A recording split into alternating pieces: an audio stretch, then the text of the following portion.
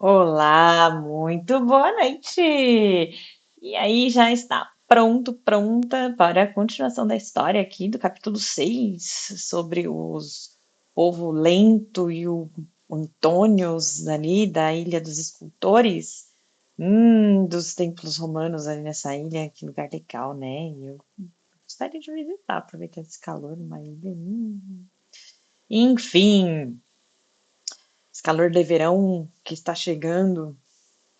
Bem, vamos continuar. Já se inscreveu no canal? Compartilhe esse link aqui para a pessoa que você gosta, para seus amigos, para irem com mais dificuldade, com mais facilidade, não dificuldade, com mais facilidade para dormirem, para embalar o sono e ter um sonho bacana, gostoso, em lugares distantes.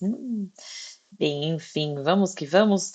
Coopere aqui com o canal para fazermos divulgação e seguir aí fazendo as lives e os vídeos. Se você percebeu, mas eu tenho gravado menos vídeos, até por conta de questões aí de investimento no próprio canal. Então, se você quiser cooperar, vem comigo que facilita muito para a gente não deixar o canal morrer nesse próximo ano, hein? Vamos que vamos. Será que vai ficar? Será que vai sobreviver? Mais histórias? Então, participa. Se você participar, o seu engajamento já ajuda muito, tá? Então vamos lá para a continuação da história do Barão Trump.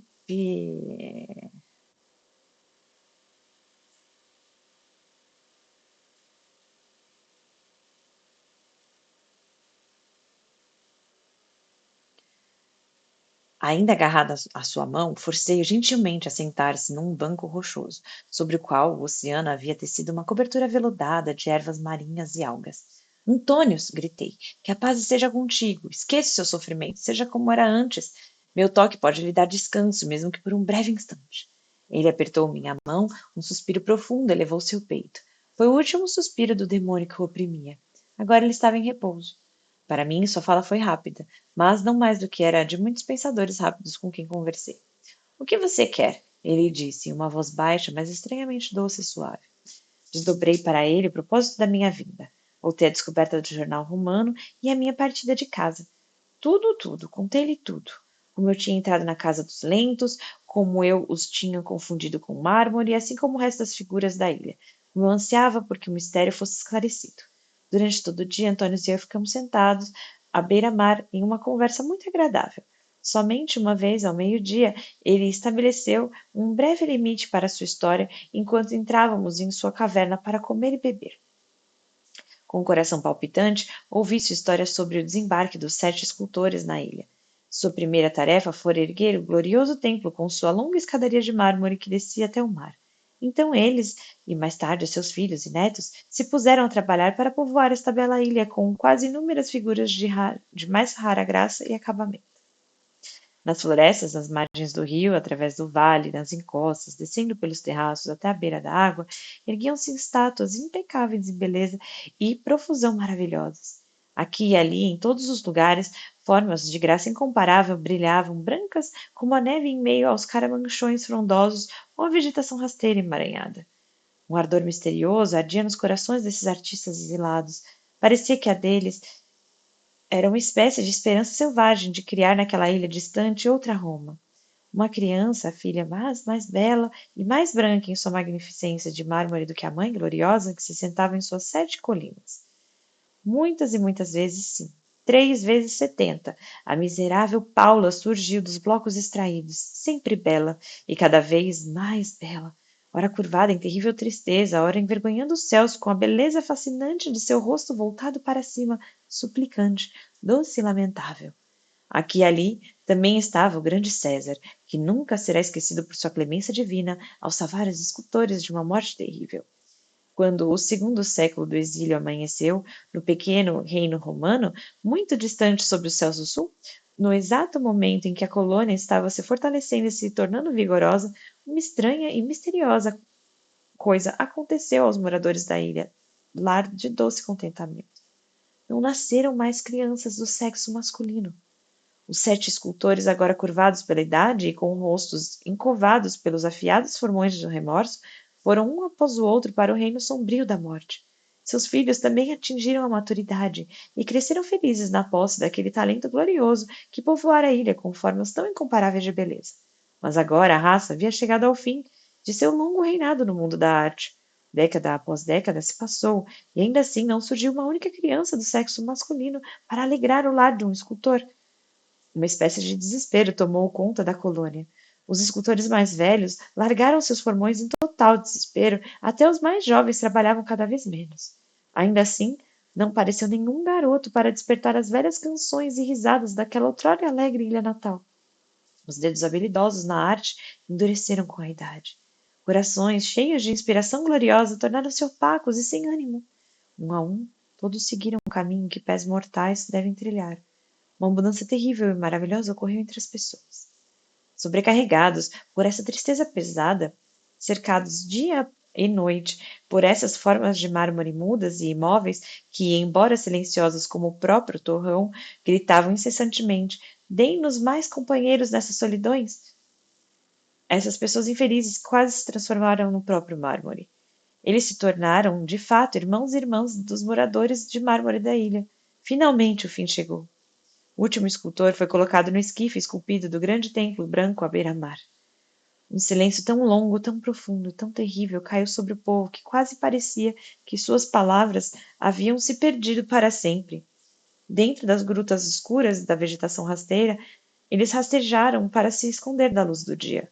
Seus membros, antes tão flexíveis e elásticos, sempre prontos para carregar seus donos por colinas e planícies, deliciando-se com dança, acostumados à corrida, agora se tornaram pesados e lentos.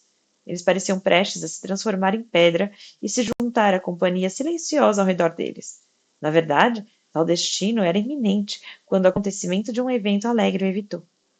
Um ano um ano havia se passado desde que o último escultor partira para se juntar à caravana sombria que se deslocava para sempre pelo deserto do silêncio eterno, quando suas 7 filhas de rosto triste foram assustadas pelo choro de uma criança. Mas olhe, a mãe viúva está diante deles com um bebê aninhado em seus braços. É um filho. As boas novas só podem ser transmitidas de família para família. E, infelizmente, era tarde demais para chamá-los de volta aos velhos costumes e hábitos. Tarde demais para fazer seu sangue correr novamente aos trancos e barrancos em suas veias. Eles eram um povo mudado. É verdade que a felicidade deles voltou, mas não era a mesma. Eles podiam sorrir e rir, mas era pouco mais do que rostos de mármore movidos por algum poder misterioso. Podiam falar, mas as palavras saíam tão lentamente que quase parecia que uma estátua falava em meio às copas frondosas da ilha. Podiam se mover, mas caracóis ou tartarugas os ultrapassavam com facilidade. Sim, eles realmente foram transformados, destinados a doravante povoar sua bela ilha natal como estátuas vivas. Durante anos, ele voou em longas distâncias até que um século seguiu o outro e ainda assim o talento maravilhoso não retornou mais. Estava perdido para sempre. Há muito, muito tempo, o povo também esqueceu a história de seus pais. Ela é mantida viva nos corações de alguns escolhidos e eles a passam adiante a cada quarto de século para guardiões mais jovens, selecionados para esse propósito. O segredo foi assim confiado a Antônios. E essa foi a história que ele me contou. Com o coração leve, agora que o peso da dúvida e da incerteza havia sido tirado dele, despedi-me de Antônios e, seguido por Bulger, retornei para as moradas dos lentos. Ao passar por um dos bosques povoados de formas de mármore, parei sem saber por que em frente a um busto admirável do grande César. Bulger se juntou a mim e lá estávamos nós, crianças desses últimos dias, com os olhos erguidos para o rosto daquele cuja menor palavra foi um dia copiada em uma tábua de cera como se fosse a declaração de um deus. Eu sempre gostei de César.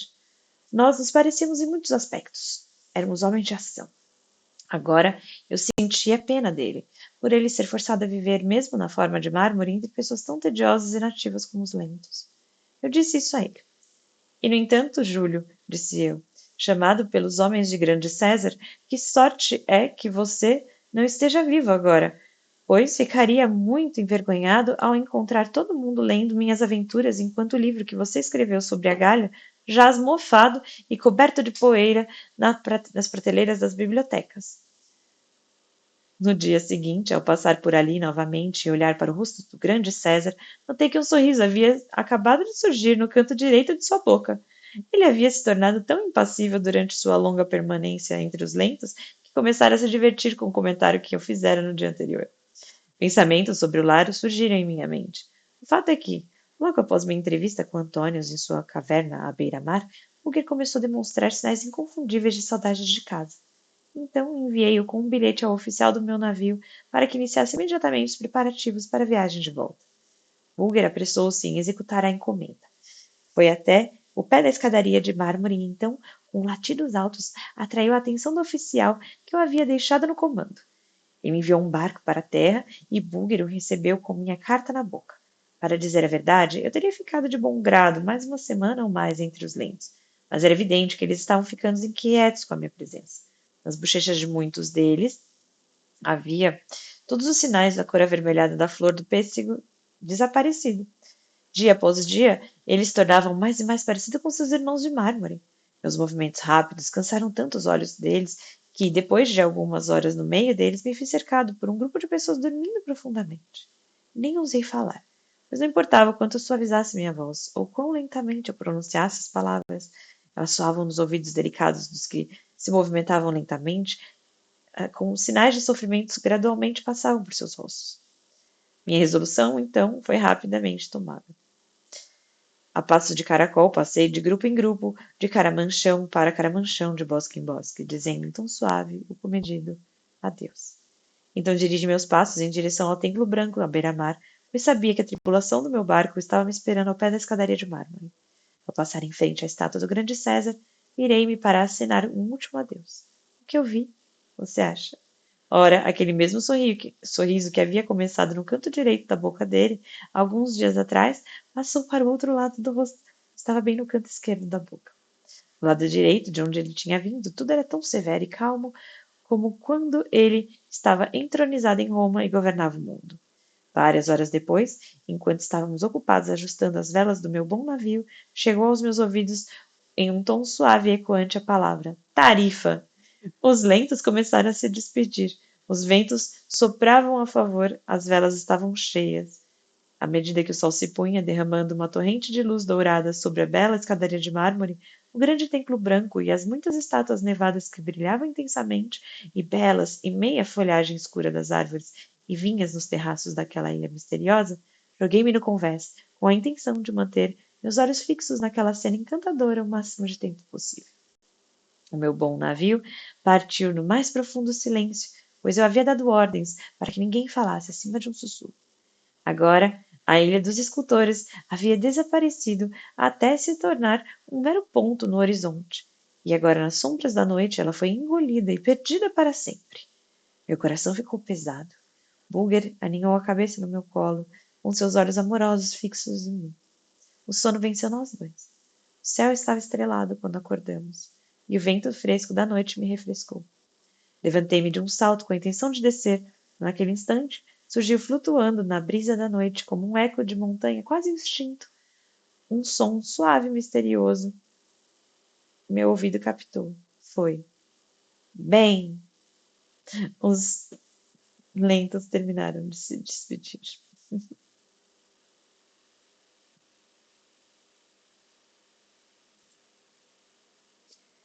Capítulo 7. Como todos os amantes de uma vida errante, não demorei a me cansar dos costumes tranquilos e das atividades simples dos moradores do antigo salão senhorial.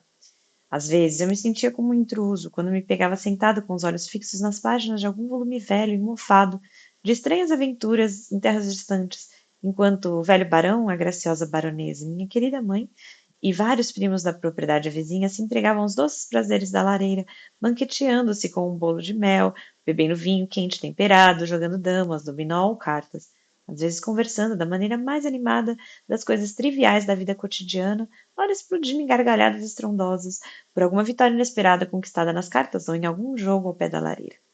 Fechando meu livro silenciosamente e me afastando ainda mais silenciosamente, busquei o silêncio dos meus aposentos, onde, sem outras companhias exceto fiel Bunker, entreguei-me à indulgência irrestrita de devaneios sobre uma vida em um navio sacudido pela tempestade, desembarques em praias estranhas, negociações com seres curiosos, batalhas contra o tufão de aparência selvagem, ou correndo com velas fechadas e as escotilhas fechadas para ganhar um porto seguro antes que os cavalos de batalha de ébano do rei da tempestade pudessem chocalhar seus cascos sobre nossas cabeças. Minha querida mãe, a graciosa baronesa, fez esforços extraordinários para afastar meu desânimo. Sabendo da minha predileção por bolo de café, ela não permitiu que ninguém o fizesse para mim, exceto ela mesma. E no jantar, ela teve o cuidado de colocar um professor ou alguma pessoa culta ao meu lado, para que eu não me condenasse ao silêncio por falta da mente talentosa para medir forças. Mas tudo em vão. A cada dia eu me tornava mais taciturno, distraído e mergulhado em meditação. Com os olhos fixos no vazio, sentei-me, como alguém de mente desequilibrada, em meio aos mais despreocupados foliões.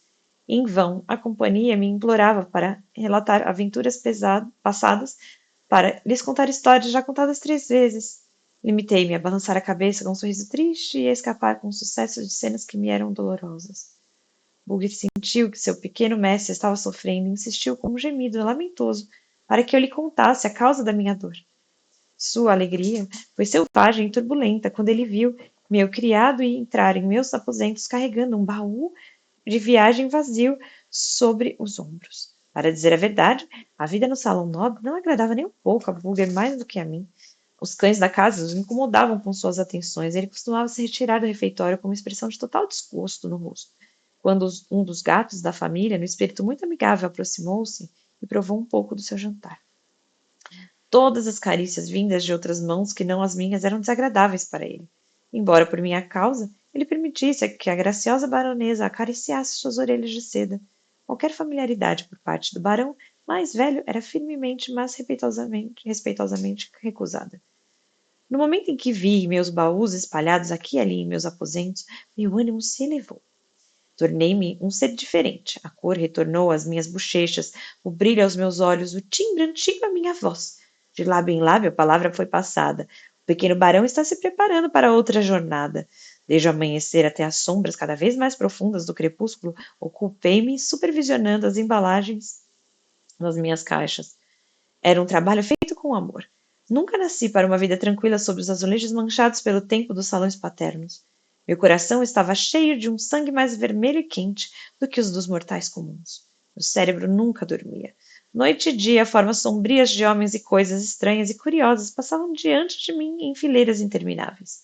Certa manhã, enquanto trabalhava com minhas caixas, houve uma batida baixa na porta do meu quarto. Bulger, farejando um inimigo, soltou um rosnado baixo.